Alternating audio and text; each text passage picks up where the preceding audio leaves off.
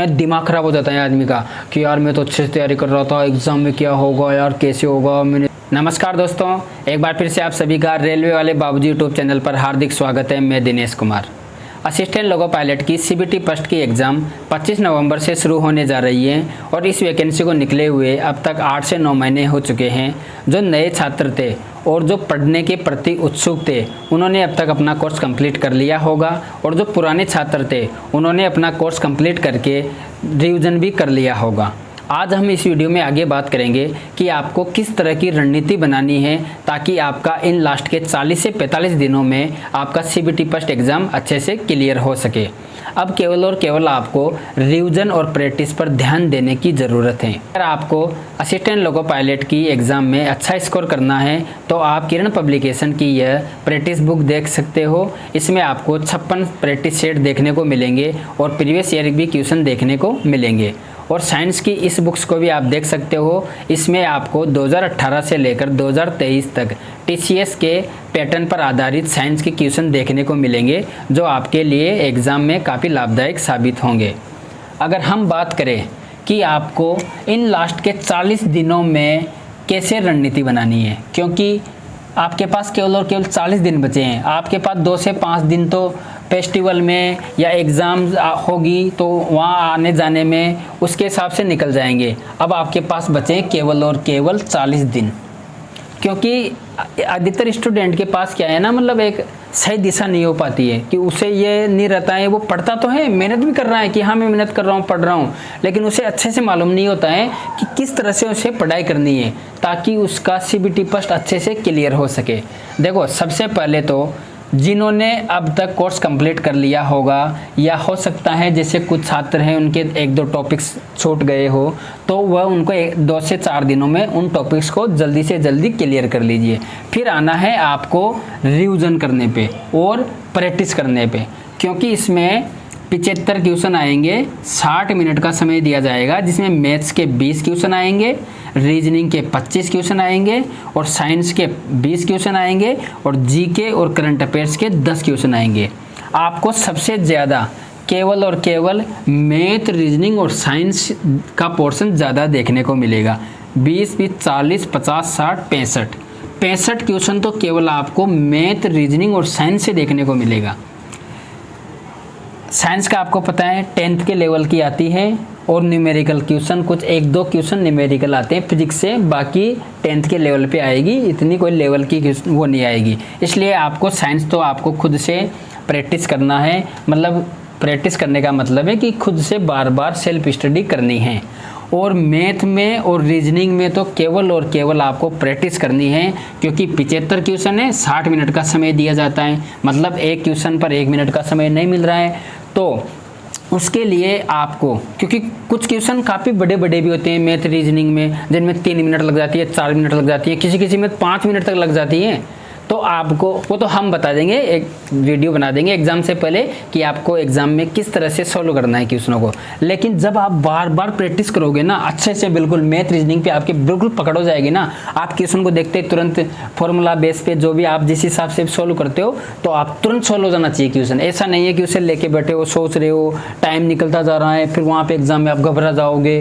तो उस हिसाब से आपको अभी से केवल 40 दिनों में केवल और केवल अपने कोर्स के रिवीजन पे और प्रैक्टिस पर ही ध्यान देना है। आपको मैथ और रीजनिंग पे तो अच्छे से ध्यान देना है। और आप रीजनिंग को हल्के में मत लीजिए, देख लीजिए सबसे ज़्यादा क्वेश्चन आपको रीजनिंग के देखने को मिलेंगे असिस्टेंट लोको पायलट में, फिर मैथ के और साइंस के, और जीके और करंट में 10 क्वेश्चन देखने को मिलेंगे, जिसमें से भी कम से कम 4 से 5 क्वेश्चन तो आपको करंट के क्वेश्चन देखने को मिलेंगे। 5 या 6 क्वेश्चन या 4-5-6 क्वेश्चन आपको जीके के देखने को मिलेंगे। आप केवल जीके में तो आपको अब रिवीजन नहीं करना है। जीके में तो आपको जो जहाँ से जो स्टैटिक टाइप की जीके हैं, जो मोटा मोटा तौर पे दिया रहता है ना बुक्स में, जैसे लूसेंट के एंड में जो विविध में दिया रहता है, जैसे जो डांस वगैरह हैं, जो पुरस्कार वगैरह मिलते हैं कि किसको कब मिला, पहले किसको मिला, बाद में किसको मिला, या विविध में जैसे संयुक्त राष्ट्र संघ है उसकी कितनी संस्थाएँ, उनका उनका मुख्यालय कहाँ है, मतलब जो मोटे मोटे तौर पे जो क्वेश्चन है ना, जैसे ज्योग्राफी में जितने भी अभ्यारण्य हैं तो उस हिसाब से, मतलब जितने भी जलप्रपात हैं, छोटा बड़ा ऊंचा नीचा, जिस हिसाब से मतलब आपको बेसिक क्वेश्चन आपको इसमें पढ़ लेना है जीके में। तो और करंट के लिए आप कोई सी भी एक बुक्स लेके आइए वार्षिक अंक वाली, क्योंकि इतने दिनों से आप करंट पढ़ रहे होंगे, अब ये लास्ट का दिन है, तो लास्ट के दिन में आप एक वार्षिक अंक की, आप जो भी बुक्स पढ़ रहे थे उस बुक्स का वार्षिक अंक का मतलब है पिछले 1 साल का उस बुक्स में आ जाएगा, तो आप उससे क्लियर कर सकते हो करंट की। तो करंट जीके और करंट का तो हो गया। अब साइंस का जैसे इसमें आएगी फिजिक्स, केमिस्ट्री और बायोलॉजी, जिसमें आपको कुछ क्वेश्चन आपको न्यूमेरिकल टाइप से भी देखने को मिलेंगे, जो जैसे फिजिक्स में होते हैं ना गति वाले नियम, तो उनसे न्यूमेरिकल टाइप से देखने को मिलेंगे। स्थितिज ऊर्जा, गतिज ऊर्जा, उनसे क्वेश्चन देखने को मिलेंगे, कुछ एक आध क्वेश्चन। बाकी नॉर्मल क्वेश्चन आएगा, इसमें पेपर सेट किया जाता है, तो ऐसा नहीं है हर क्वेश्चन ही एक लेवल का आता है, सारे क्वेश्चन सेट किए जाते हैं कि कुछ क्वेश्चन तो लेवल के, कुछ मॉडरेट, कुछ नॉर्मल क्वेश्चन, उस हिसाब से पेपर सेट किया जाता है। आप साइंस तो खुद से पढ़ ही लीजिएगा, आप जो ये बुक्स हम बताए हैं आप इनसे भी पढ़ सकते हो, है ना। और रीजनिंग और मैथ सबसे इम्पोर्टेंट, 45 क्वेश्चन तो 75 में से 45 क्वेश्चन तो केवल मैथ रीजनिंग का। और मैथ रीजनिंग को रटने की ज़रूरत नहीं पड़ती है, मैथ रीजनिंग मांगती है केवल और केवल प्रैक्टिस। बस आपको तो प्रैक्टिस करना है अच्छे से, प्रत्येक टॉपिक को, प्रत्येक चैप्टर पे, प्रत्येक टॉपिक पर, प्रत्येक टाइप वाइज आपको प्रत्येक क्वेश्चन सोल्व कर लेना है। और जो हमने इंपॉर्टेंट टॉपिक भी बता रखे हैं, यूट्यूब पे आप वीडियो देख सकते हो कि मैथ रीजनिंग में अधिकतर TCS, क्योंकि इसका एग्जाम करवाते हैं TCS एजेंसी, तो TCS एजेंसी के कुछ फेवरेट टॉपिक हैं, जैसे मैथ्स में कुछ 11 टॉपिक हैं, रीजनिंग में 8-9 टॉपिक हैं, उनसे बार बार वही क्वेश्चन उठा के देती है, इसलिए। और इसमें आपको पता होगा लगभग 2,81,000 कैंडिडेट को CBT 2 के लिए बुलाया जाएगा, मतलब 15 वैकेंसी के 15 गुना कैंडिडेट को CBT 2 के लिए बुलाया जाएगा।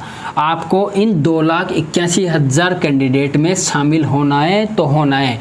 40 दिनों में आपको, छोड़ दीजिए दीपावली, छोड़ दीजिए दशहरा, जो भी त्यौहार आ रहा है, आपको केवल पढ़ाई पे ध्यान देना है। देखो 40 दिनों की रणनीति आपको किस तरह से बनानी है कि प्रैक्टिस करना है और रिवीजन करना है प्रत्येक सब्जेक्ट का। सबसे ज़्यादा आपको ध्यान मैथ पे, रीजनिंग पे, साइंस पे देना है। और रीजनिंग को आप हल्के में मत लेना कि मेरे को रीजनिंग तो आती है, मैं रीजनिंग के क्वेश्चन तो सॉल्व कर लूँगा। रीजनिंग तो आप जितने कैंडिडेट बैठेंगे ना, उनमें से 70% 80% सभी लोगों को रीजनिंग आती है, लेकिन रीजनिंग का मतलब होता है कि टाइम मैनेजमेंट का, कि आप कितना जल्दी क्वेश्चन को सोल्व कर पाते हो, सबसे इंपॉर्टेंट वही है। वरना आप धीरे धीरे 2, 4, 5 घंटे में हर कोई पेपर को सोल्व कर देगा, लेकिन यहाँ केवल 1 घंटा है, 60 मिनट और 75 क्वेश्चन। कोर्स तो आप कंप्लीट कर ही लिए होंगे, नहीं अगर 1-2 टॉपिक छूट रहे हैं तो आप उनको जल्दी से 2-4 दिनों में कंप्लीट कर लीजिए। बाकी रिवीजन पे, प्रैक्टिस पे लग जाइए, प्रैक्टिस पर ध्यान देना है। एग्ज़ाम पेपर को सोल्व करने की स्पीड सबसे इम्पोर्टेंट है कि एग्ज़ाम में किस तरह से आपको पेपर सोल्व करना है। सोल्व करने का मतलब ये है कि 75 क्वेश्चन सोल्व करने हैं 60 मिनट में, एक क्वेश्चन पर 1 मिनट भी नहीं है। तो आप जब तक, जैसे आपने साइंस का कोई क्वेश्चन देखा या जीके का देखा, तो आप जीके के क्वेश्चन को तो भाई हाँ चाहिए, ये क्वेश्चन है, चलो ठीक है, ये इसमें आंसर हो गया, चलो साइंस का ये क्वेश्चन है, ये हो गया। आप मैथ में ऐसे थोड़ी है कि क्वेश्चन को पढ़ते आप डायरेक्ट ऑप्शन लगा दोगे। सबसे इम्पोर्टेंट है मैथ और रीजनिंग पर कंबाइंड बना के चलना ही होगा। इस सब्जेक्ट को के ऊपर अपनी मजबूत पकड़ तो बनानी होगी आपको, मैथ और रीजनिंग पे तो। और इसके लिए आपको बार बार किसी बुक्स से बार बार प्रैक्टिस करना है तो करना है। जो ये हम सेट बताए थे आप इनको लेकर आ सकते हो और इनसे बार बार सेट लगाना शुरू कर दीजिए।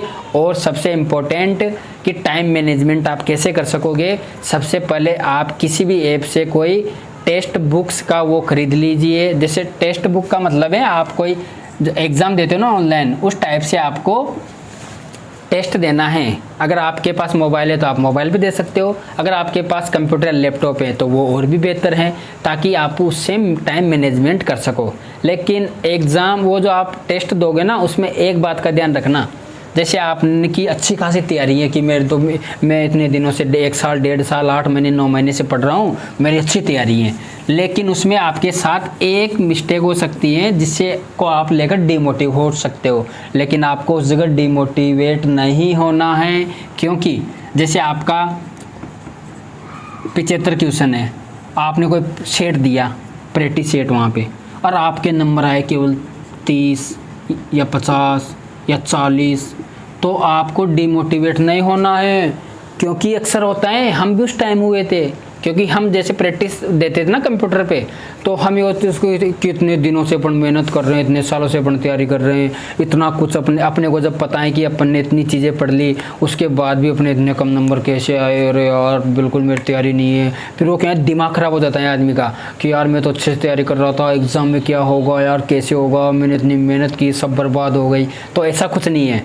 सबसे इम्पोर्टेंट यही है, क्योंकि जो वो प्रैक्टिस छेड़ देते हैं ना, वो क्वेश्चन बिल्कुल न जाने कहाँ से उठा के देते हैं, भगवान जाने वो तो कहाँ से देते हैं ऐसे क्वेश्चन तो, लेकिन वो हमेशा एक पेपर का ठप लेवल वाला पेपर का सेट रखते हैं एक तो, और जितना एग्ज़ाम में इतना लेवल आता नहीं है। क्योंकि एग्ज़ाम में यार जो पेपर बनाया जाता है ना, वो एक तरीके से बनाया जाता है कि कुछ क्वेश्चन मॉडरेट लेवल के, कुछ हाई लेवल के, कुछ लो लेवल के, उस हिसाब से प्रत्येक सब्जेक्ट को ध्यान में रखते हुए पेपर बनाया जाता है। आपको केवल टेस्ट से तो ये चीज़ का ध्यान देना है कि आप एग्ज़ाम में किस तरह से अपना टाइम मैनेजमेंट कर सको, और आपको मतलब ज़्यादा प्रैक्टिस देने की ज़रूरत नहीं है, कुछ 2, 5, 10 प्रैक्टिस आप देख सकते हो ऑनलाइन, ताकि आपका उससे टाइम मैनेजमेंट कर सको कि किस तरह से माउस को वहाँ चलाना है जल्द। क्योंकि एक बात बताइए, ऑनलाइन एग्ज़ाम लगती है, काफ़ी गाँवों के लोग, दूर दराज के जो क्षेत्र के लोग हैं, वह कभी कंप्यूटर नहीं चलाए, माउस को पकड़े तक नहीं, तो उनका क्या है, होता ये है कि वो माउस अच्छे से चला नहीं पाते हैं। हालांकि उनको आता है, उन्होंने अच्छे से तैयारी की है, सब कर लिया, उन्होंने मेहनत भी की है, लेकिन वो लोग माउस को इधर उधर, क्योंकि इसमें जैसे ये स्क्रीन है, स्क्रीन पे एक बार में एक ही क्वेश्चन दिखाई देता है, एक क्वेश्चन दिखाई देता है, ये माउस है। तो वो कुछ लोग जो पहली बारी का कंप्यूटर पे बैठे होंगे, तो माउस उनसे अच्छे से चल नहीं पाता है, तो वो जैसे क्वेश्चनों को अगला क्वेश्चन निकालने के लिए अपने को सेव एंड नेक्स्ट करना पड़ता है कि ये क्वेश्चन सेव कर दिया मैंने और नेक्स्ट कर दो, जब जाके अगला क्वेश्चन आएगा। फिर माउस को ले जाके यहाँ आप ऑप्शन भरोगे, उस पर माउस को आपको लेके जाना होता है, फिर आपको वहाँ पे वापस सेव एंड नेक्स्ट करना होता है। तो जो कभी कंप्यूटर नहीं चलाए, उनका हाथ क्या है, मतलब बिल्कुल वहाँ पे यार एग्ज़ाम में प्रेशर होता है, तो उनका एक तो जॉब का सवाल है, अपने भविष्य का सवाल है, तो वो क्या है, इधर उधर हाथ इधर उधर हो सकता है, मतलब थोड़ा घबराहट सी पैदा हो सकती है। इसलिए आपको 10-12 प्रैक्टिस सेट इसलिए देने हैं ताकि आप टाइम को मैनेजमेंट कर सको और थोड़ा कंप्यूटर की आपको थोड़ी हल्की नॉलेज हो सके, है ना। तो आप अच्छे से तैयारी कीजिए बिल्कुल, और बने रहिए हमारे साथ, और बाकी हम वीडियो बनाते रहेंगे आपके लिए कि आपको किस तरह से तैयारी करनी है, कैसे करनी है, एग्ज़ाम में किस हिसाब से आपको बैठना है। अगर आप चैनल पर पहली बार आए हो तो चैनल को सब्सक्राइब कर देना, और इसी वीडियो को अपने सभी दोस्तों के पास शेयर ज़रूर कीजिए, ताकि बेचारों उनका भी भला हो सके, उनको भी मालूम चल सके कि आपको किस तरह से अब लास्ट के दिनों में पढ़ाई करनी है, किस तरह आपको एग्ज़ाम को CBT फर्स्ट को क्लियर कर सकते हो। देखो मेहनत सब करते हैं, लेकिन उस मेहनत को कैसे यूज करना है, इम्पोर्टेंट वही है। इन 40 दिनों में आपने इतने दिनों से, इतने सालों से, इतने महीने से तैयारी कर रहे हो, तो अब लास्ट का दिन यही है कि सही दिशा से आपको किस हिसाब से तैयारी करनी है। क्योंकि आपको कोई टॉपिक है तो आप भूल गए होंगे, पिछला टॉपिक जो 2 महीने हो गए उसको पढ़े हुए, तो उनका बार बार प्रैक्टिस कर लो। बस प्रैक्टिस करना है, क्वेश्चन और क्वेश्चन की प्रैक्टिस करना सीख लेना है अब। ठीक है, आज के लिए इतना ही काफ़ी, धन्यवाद।